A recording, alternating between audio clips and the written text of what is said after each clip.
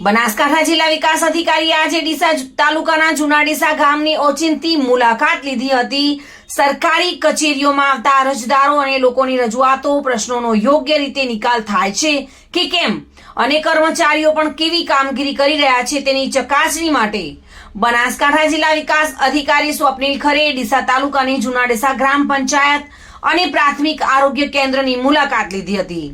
બંને કચેરીમાં કર્મચારીઓની કામગીરીની સમીક્ષા કરવામાં આવી હતી તેમજ કેટલા અરજદારો આવ્યા છે તેમના પ્રશ્નોનો યોગ્ય નિકાલ થાય છે કે કેમ તે અંગે ચકાસણી કરી હતી।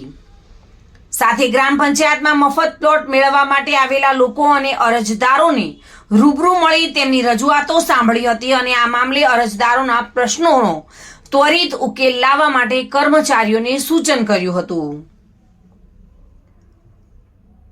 લોકો સાથે મુલાકાત કરી તેમની રજૂઆત તેઓએ સાંભળી હતી અને ઝડપી નિકાલ માટે કર્મચારીઓને સૂચના આપી હતી। આ સિવાય સ્થાનિક લોકોએ બોગસ પ્રેક્ટિસ કરતા તબીબો અંગે રજૂઆત કરતા તેમની સામે પણ તપાસ કરી કાર્યવાહી કરવાની બાંહેધરી આપી હતી। Reena Parmar, today news, Gujarati.